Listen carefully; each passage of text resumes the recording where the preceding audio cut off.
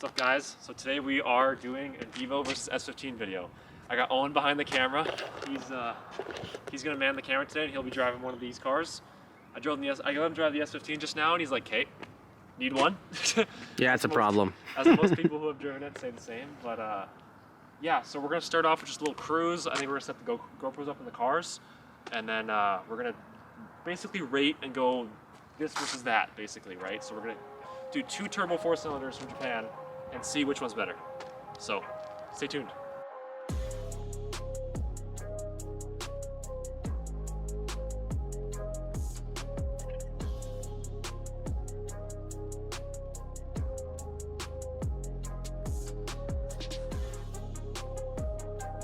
So we're just at the gas station right now.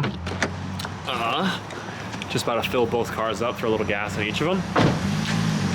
I'm excited to see Owen's first, because he was like, "Oh my God, this car's so fun!" So I'm excited to see what his first reactions are. So, what's your first impressions? Go shut the lights off.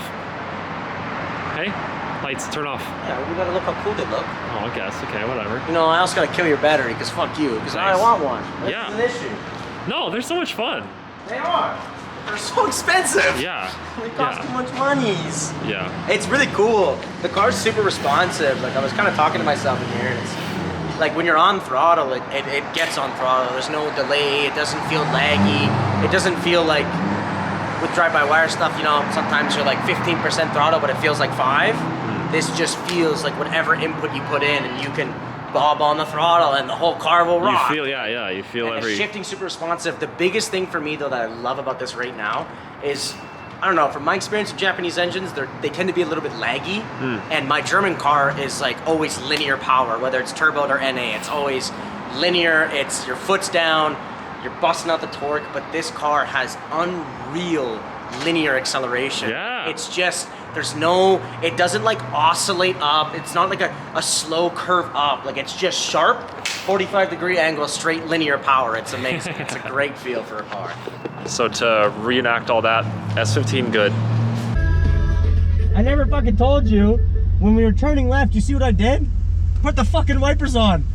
I like hit it, they started ripping. I was like, holy fuck, how do I make this stop?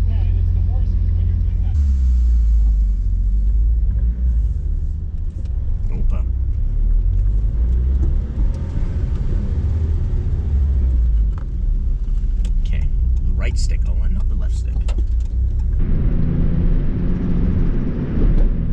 Fuck. Joe, I know you can hear me. I love this car. I want one. Really badly, actually. I might come steal this from your house and then wrap it so you don't know. And then I'll just tell you I bought one.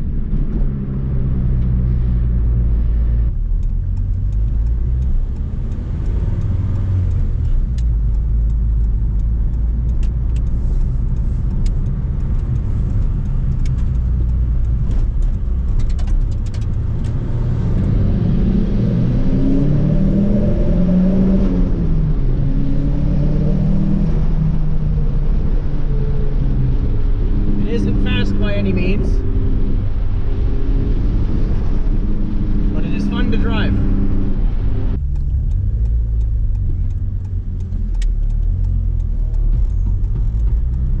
There's that two-way diff.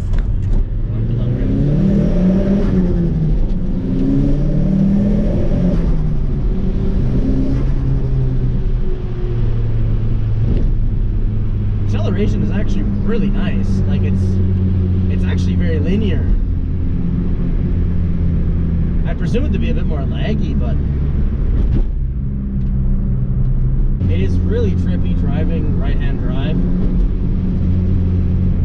I keep like wanting to, because I'm so used to it, staying a little bit further to the left.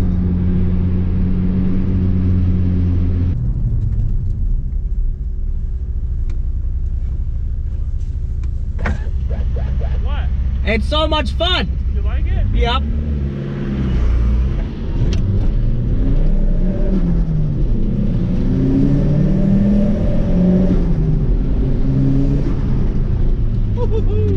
There's a biker there.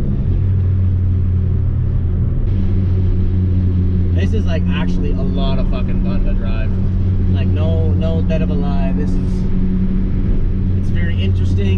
unique and it's new because this is the first right-hand drive car that I've driven. Not the first right-hand car that I've been in. Like I've been in a few, but it's a whole different experience driving it. Like it's crazy, man. All right, that was a very unsuccessful fuel run because this car has a surge tank in it, and it's the worst thing ever to fill up because it just it like shoots it out the thing, and it's just annoying. It's a whole thing. So we're heading now to the Snai, and we're gonna get some clips.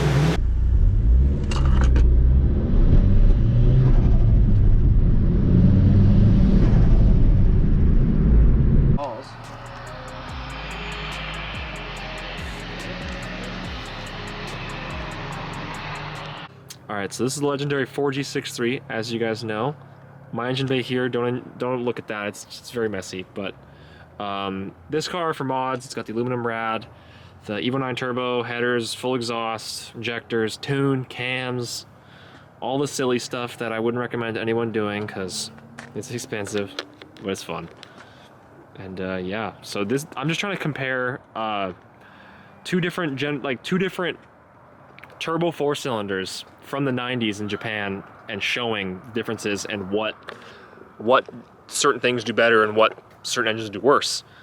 So we're gonna start off with the 4G63 and I'll break it down for you guys. So to start off with the 4G63 / just Evo platform in general, the Evo's engine, the 4G63, is way more robust and has a lot more like motorsport actual heritage where, yeah, obviously like people build SRs for race cars and yada yada, right? But the 4G63, and the only reason why this car exists is because of race cars and because of racing and because of rally, right? Where like the Silvia was that weird, like, I should say Silvia S chassis, 240, all that kind of thing, was the entry level type of like commuter sports car that you could just daily drive.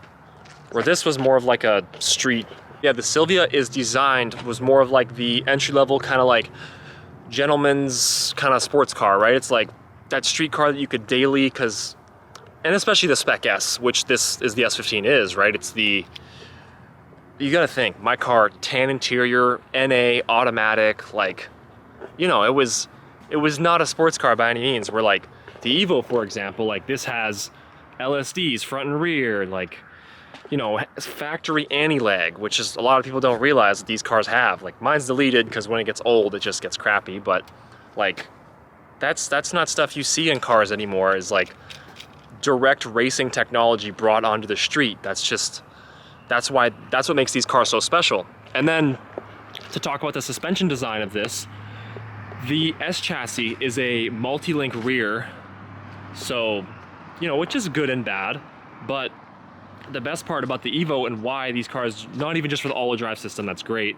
that's also, if you guys didn't know, is provided from Audi. The AYC system was Owen's proud, big German guy. The all-wheel drive system was first designed by Audi before they made the Quattro system and sold it to Mitsubishi. But the rear suspension design is actually a trailing arm. So it's like upper control arm, lower control arm, and then trailing arm this way towards the front. So you just always naturally have more grip under squat. And that's a big problem with S chassis, is because of no trailing arm and because it's just multi-link, you will naturally, when the car squats, the car will naturally camber. So that's, you know, depending on your application, that's not good. Like for example, it's drifting, it sucks because then you'll get super crappy tire wear because naturally your car just wants to camber out and you won't get a good contact patch. So now we're going to talk about the actual wheelbase of the cars and the actual like design and structure maybe behind them. Obviously, like we're not talking like we know what the designers did. It's just what our observations are for comparing apples to apples kind of thing. Yeah, Owen's got the best analogy here. It's the best guess idea. So the cool thing, like, that's really cool about a lot of Japanese cars is coming from me from a German background, like a Euro background, a lot of German cars are very like you look at like the Passat B6 compared to an Audi, like an Audi A6 B6, right? Like they have similar wheelbases, they have similar widths and different types of styles like that. When you look at Japan's market overall, even like BMW, like a 3 Series, it's a similar wheelbase to a Jetta, right? And then when you look at the Japan style market, they're more like, it's hard to compare these cars. Like I gotta call you out, I wouldn't say apples to apples, it'd be more apples to oranges because they're two very different applications, right? Like the Silvia was designed as a fun car that you can bring through the mountains, the beautiful mountains of Fuji, right? You could bring to Fuji Speedway and race, like rip around the Speedway. And then the Evo was this angry, demonic child that Mitsubishi was like, we could use this and we can win consistently. And just like looking at them, like right away, the two things you can right away notice is it's not a huge difference in wheelbase, but the Evo has that shorter wheelbase, which kind of allows it to be a little bit more snappier. And then with the AYC system on the dirt, this car was just unbeatable. Like, sorry, Subi guys, you guys suck. This is way better. Just kidding, I'm sorry. That was me. But you look at the wheelbases and you'll see a little bit of differences behind it. And I think that's what really helps the Silvia being a little bit more rear heavy or rear happy. As, like, plus the rear wheel drive, of course, it's gonna wanna snap more. But you look at them, how they drive overall, and the drivers are two very different styles. Evo guys are very isolated, they're very smooth. They don't want to slide the car as much as they possibly can on the asphalt, they want to grip. While Silvias are really quick because they're longer and they have that longer wheelbase that you can move that ass end out a little bit more and actually be quicker with it. Instead of having to put so much steering in, which is where the Evo would struggle, right? You'd run into understeer problems and you want to put the power down, but you can't because your front wheels want to drag you into the wall or off the side of a cliff because you Japanese guys are absolutely insane with your road designs. Silvia was a block of tin that they squeezed from the top. It's very low, it's short, and it's wide. It's got a nice ass. It's like the Silvia was kind of designed like ladies, right? We like ladies with wide hips. It's nice, it's attractive, it's good to look at. And then the Evo was almost like they squished it from the side. More for the guys who like the taller ladies, you know what I mean? With the long legs, long sexy legs. And it really helps the applications when it comes to the more motorsport side of things. Like with the Evo, it made it super easy so it could rip through these narrow trails in Finland, in Chile, in Argentina, in Sweden, like wherever they were going, Germany, Italy, doesn't matter. This car will always beat the Silvia in small, narrow passes due to its size of, I don't give a shit, I know I'm not gonna tear my mirrors off, but the Silvia's like, it's a little bit more dancier, right? But with the Evo, you got that smaller, more narrow, all-wheel drive, really snappy car, and then you got this floaty, elegant, dancey Silvia. Those are pretty much the two. Well said. Straight up. All right, so now we're gonna talk about the infamous SR20. You know, as some people say, God's motor, all this and that. I like SRs, don't get me wrong, but sorry guys, with all you SR20 fans, I disagree. It's not God's motor. SRs are awesome, and like Owen can attest, SRs are cool. They're pretty sick. They're fun little engines, They're but cool. they have limitations. They do, and say if you were to take a base 4G63 out of this car, the biggest limitation is the thrust washers from the crank. Those have the older thrust washer design that's different compared to like Evo 8.9, for example, that has the revised engine. My engine has those machined out, has the extra thrust washers in it, so I have no worries about crank walk stuff. But that's the biggest worry with the Evos, is crank walk. But stock bottom end with like everything else done to it, obviously like my head's built and blah, blah, blah, like I've never down with the car, but it's at a good 350 to 400 range of power. And that's with injectors, cams, an Evo 9 turbos, like basically a stock, just a little bit bigger turbo with headers and exhaust. It's like very simple bolt-ons that you can do to push power, where, don't get me wrong, there's so much aftermarket support and a lot of stuff out there for SR20s. Their biggest fault though is the rocker arms. You guys all know rocker arms on these, they're shaped like a little weird, and they, you know, on two springs, and it's just, if you bang limiter a lot, you're gonna throw rocker arms. And who doesn't want to bang limiter when they're ripping around an S15? Like, let's just be real, Owen, come on. I drove an S14 yesterday with an LS and I wanted to ride that limiter, so yeah he's right. That's just like how it goes. It's like you're ripping around an S chassis, like you just want to beat on it and drive and have fun. That's the point, right? It's getting to a point with the market that these cars are in currently that it's almost not worth it anymore to build SRs. If you're gonna build an SR, or even if you blow an SR up and then buy another one, you're buying another SR20 for $4,000 or $5,000 when you could buy a 1J for like that exact same price, or spend another $1,000 or $2,000 and get a 2J for like $7,000. So at that point, you know what I mean? Like obviously the swap for a JZ is gonna cost a lot of money, but if you're getting to a point where like I'm gonna push power, or same with LS, right? It's like, it's got the same point where if I'm gonna spend a lot of money on an SR20, yeah, it's cool and it's gonna feel good in the chassis because it's gonna be extremely still well balanced.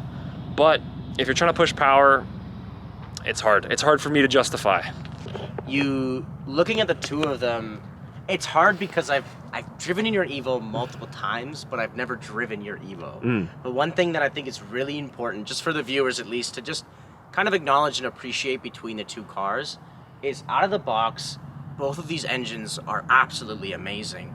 Like the 4G can move that car around, and this SR20, the little SR that could, can still throw this thing around and keep up with it. Like you look at a lot of the boys at Final Bout, or a lot of boys with team tandems, the boys and girls who are running that type of stuff, they keep these SR20s in there because it's simple, it's easy, you know how it works, and the car's meant for it.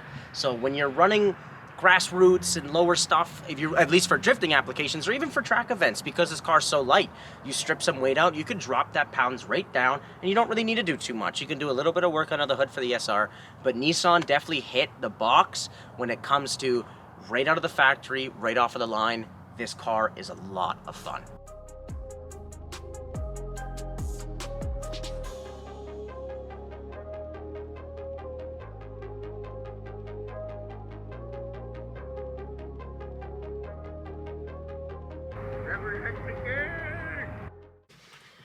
I'm more so just recording this because this is gonna be funny when Joe gets in the car. Oh, you talking shit? Low key. I like my seating position. Good. Look very comfortable. Short fuck, eh? Yeah. I'm pretty scrammed. Yeah, I do got your phone.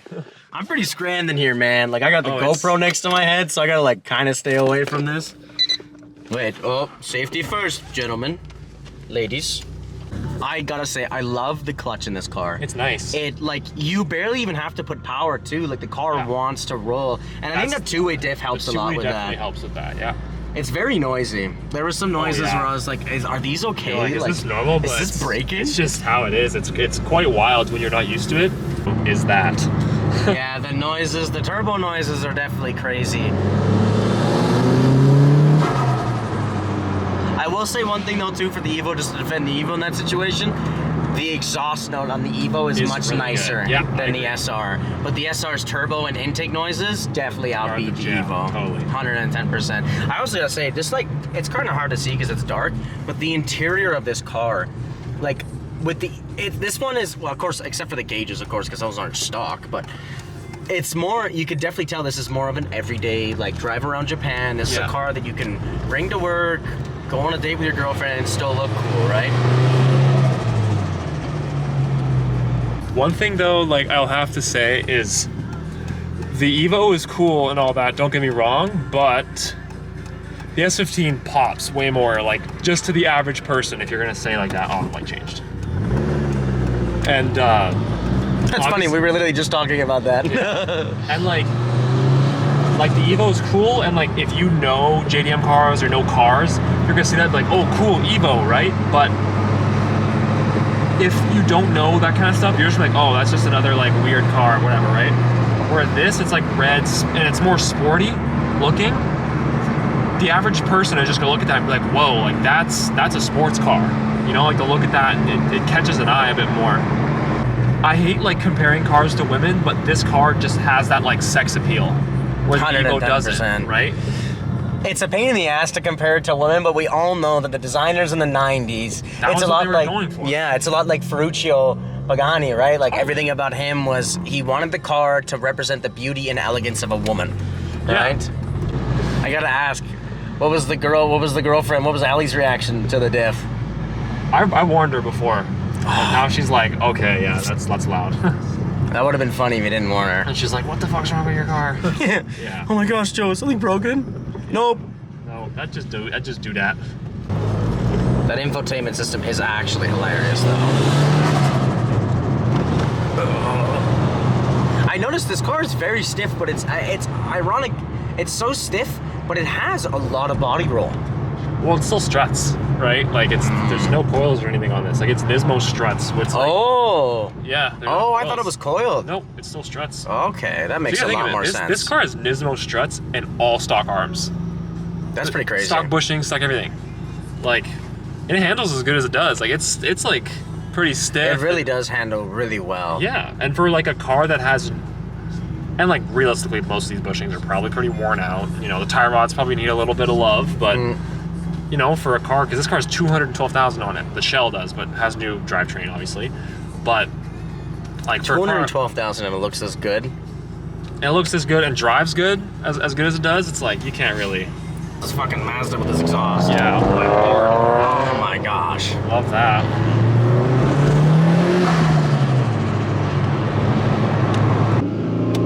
You have to rev this car a lot more though. 110. Oh, really? Oh yeah. Like it bogs down so much, but it's also like this clutch that's in it. I hate the clutch that's in it. Uncomfortable clutch. It's not that it's uncomfortable. Silvio! It's not that it's uncomfortable. It's that I have no idea what clutch is in it, by the way, just so you guys know. Like the past owner put a clutch in it. It's just, you have to rev it a lot for it to be smooth. If you just like blip it or whatever, like the S15 is so much easier to drive in my opinion than this car. Just because the clutch is just so much more enjoyable in the S15, where this car, it's like, you see that? Like I'm not even on the clutch. I'm back on the gas. It's very aggressive, very bitey. Totally, and that could be also a token to say that this car has 3 LSDs in it, in the transfer case, in the front diff, and the rear diff, right? That is the crazy part Well, about one this thing right car. off the rip is like, oh my it gosh. makes way more power than the Sylvia. Can't see that shit. That's true that. But like as Owen brought up earlier before I was filming, like this car, interior-wise too, I'll have to say the seats, because this come with stock cars, right? We're like, I don't know honestly if S15 spec Rs come with anything cool for seats, but like that's a big positive of this car is that like the seats stock are Recaros, and like that's so cool. And also it's just like they hug you, buckets, you know, buckets are awesome, and they're actual like reclinable buckets to where it's bucket seats, but you're still very comfortable in the car. Where your car is. Yeah, because like you could say some arguments about drifting and stuff, but like the S chassis wasn't designed to drift. I feel like, I don't know, like it's hard to say, like I don't know if Nissan had that in mind when they were designing the car, but we can make that argument with this car where like every little thing was designed so that it all was grandfathered in from a racing program, and that's why these cars are so special. And a lot of those like 90s generation cars that were homologation cars, why they're so awesome is just for the fact that you're driving a car that's a designed race car on the street. Obviously, like, you know, it's a very tuned down version, and you know what I mean? It's not like I'm gonna say I'm driving a frickin', you know, RS that's making a bunch of power and all this and that. It's just, that's what makes them so special, is that it's from a racing program. It's very sad to say, but I doubt we'll ever get another wave of these type of vehicles. Totally, 110%. And that's why all these cars are getting so expensive. It's because people are like clinging on to this last hope that, oh, hopefully the new Evo's not electric. Hopefully the new Subaru's not electric, right? Like it's just, we are where seeing it's a unfortunate, wave. like a lot of these Japanese cars, like granted there's the FRS, BRZ type stuff and the Supra, and like granted some of those are cool, don't get me wrong, but it's not the same. Yeah, the A90s is really the only cool car. Let's not give on that lineup. BRZ's too much hope now. Yeah, like don't get me wrong, that is the closest thing we'll get to like an S16 if you want to call it, right? Is a entry-level chassis that was mass-produced that you can modify, right? Yeah. That is the last thing you would, like that is the last chassis you would say you could cling to, but on that same token, like we said, like all these cars are bred for racing heritage. You don't get that with BRZs or anything like that. Totally. It's hard is because a lot of the, like you will still see a little bit of racing in sportier cars, For sure. but they're modified racing pieces for street, right? Like in the 90s, they didn't really have that much of concern. Alrighty guys, so after that you guys saw us drive both cars and, you know, do our own little fun things in each car. Now we're going to talk to you guys about which car's better. And don't take this to heart. Both cars are amazing in their own ways, and we both like both cars and for different reasons. That's the thing, is as of right now, this car makes me more excited because I've had it for a couple weeks. Where I've had this car for years, right? And like, I love the Evo, don't get me wrong. I will always love Evos. But I've had it for a long time and it's mine. You know, it's like when you have something for a long time, you just grow comfortableness in it, right? Where this, it's like it's new, it's a new experience. But anyways, to get to my point. Now, subjectively, what I'm saying, a better car right now for me would be the S15. Now, reasons, the Evo makes more power and is a bit more of like I'm not saying it's like a crazy car. It's a more of a handful to drive if I want to cruise around and just chill, right? Now, if I want to go on the highway and start like gapping Mustangs, hell yeah, Evo all day. But you know, this car is very stock in the sense compared to the Evo. like obviously it's got the body kit, like turbo and yada yada, right? But it's very simple bolt-ons that, generally speaking, underneath all of it, the car is very stock and doesn't have a lot of stuff to make it like more race car-y, right? So overall, I'm gonna have to say the S15, but I think we talked about it, and really what it boils down to is the Evo is a bred rally car. No way around it. It is a born and bred rally car and will always be. This car, you can never use it as a drift car or whatever. Like, you can maybe use it for like time attack, right? But the S15, you could rally it, you could drift it, you could time attack. Like, it has a lot of options. Where, not saying many people do S15 rally cars. Like, obviously that's very not common. Don't quote me, but I'm just saying, if you wanted to, you could, right? If you were that crazy. I'm not ever gonna do that, but it's just, this car out of the box has so many options and so many different things you can do with it, and I think that's why people love S chassis. Is because you can just make it yours and do whatever you want with it. It's a tough one. I don't know. For me, and this is all like an IMO. Like, this is my opinion.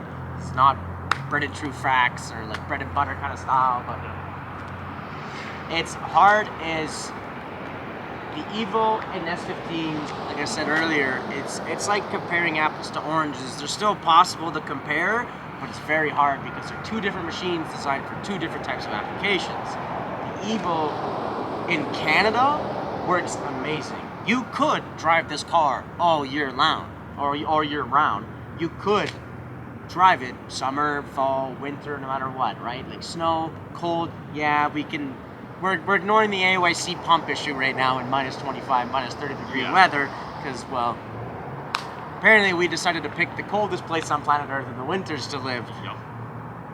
But it's hard, and you can ask Joe, and Joe can attest to this. I was sitting in the Evo and sitting on the curb that you guys are currently standing on, really having a hard time finding the words and coming up with a decision.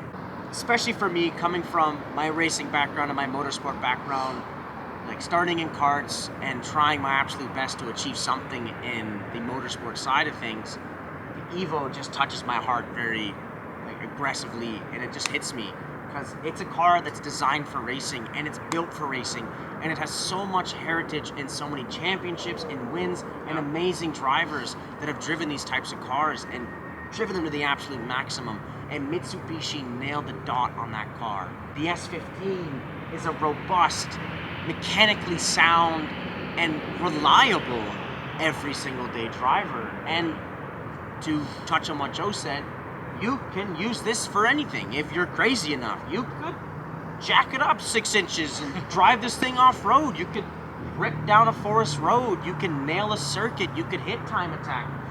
You could dust everyone when it comes to drifting. It's really hard to just be able to nail the two cars. Like, it's a really tough decision. The Evo is this monstrous machine where these maniac engineers went, how fast can we send a car down a dirt road and dominate? That was their goal in mind. And what Nissan did with the Silvias, it was supposed to be an everyday commuter car. Like, let's look at the S13. It started as a point A to B car, pick it to the gas station, pick some stuff up. It wasn't exactly. To add to that, like, you think the 240s we got in America, 4-lug, automatic, single cam, non-turbo, like all this like cloth interior, like they were not the most special cars in North America. It was just a wedge car that was economical. Yeah. It had really good fuel mileage. It's a small little 4-banger, single cam, no turbo. Yeah. It was great in the 90s and the late 80s and early 90s. Yeah. But I gotta agree with Joe. I'm on the S15 side. My reasoning more for it is just the applications that you can do with a Silvia. Like, let's be honest. And it hurts as a German boy and an E36 boy. It's hard to really lay it down and with proper words, but it's just such a dominant chassis. You could do so much with them, and there's so much aftermarket support, and they're easy as hell to work on. You've got amazing flair, but the Silvia just takes the bread and butter. Like you said, cruising it is... This car was so easy to drive. This is the first right-hand drive car that I've driven. I've never touched this clutch. I've never even... I've sat in the driver's seat when it was idling. And I was able to just hop in this car and just go with no problems. And the Evo is a little bit harder in that stance, and you gotta try a little bit harder to learn. But just for those reasons, man, I gotta pick the S15. It's hard, and I know my Evo boys are gonna kill me, and I'm probably gonna hit on my head for the Yakuza now for Mitsubishi, but that's right. I gotta pick Nissan on this one. Nissan definitely took the cake. As for right now, S15 wins, but the Evo all has a special place in our heart. We all love this car, and we love this car too. It's just the biggest thing that I can tell to all of you at home watching this: take your friends and do cool shit with your cars. Do fun shit. These are both very different cars. You can do very different things with them. Enjoy them. Drive your cars. Have fun with it. This is what it's about. Like, this video I thought, oh, it'd be cool, like whatever views, but at the end of the day, I brought out one of my best friends. We're driving my 2 cars that I own that I'm, you know, are both very cool. We both have fun experiences with them. That's what it's about. Share the experiences, whether you like JDM cars, German, American, whatever. Like, share experiences with people you love and enjoy the cars. Because we don't have any of these left. Drive them and enjoy them. Straight up. It's a skate park vibe, man. Yep. It's the skate park vibes. But yeah, as I just said, enjoy your cars, guys. That's what really all of this car shit is about. You really just got to take your cars out, drive them, have fun, enjoy the, as Clarkson said, enjoy the current state of the art. As these aren't state of the art, to me these are. These are the last of this generation, and they are special for their own reasons. But anyways, I'm gonna stop rambling. You heard me know and ramble enough already in this video. Thank you guys so much for watching. If you guys like this type of content with these type of cars, please let me know. And yeah, have a good night.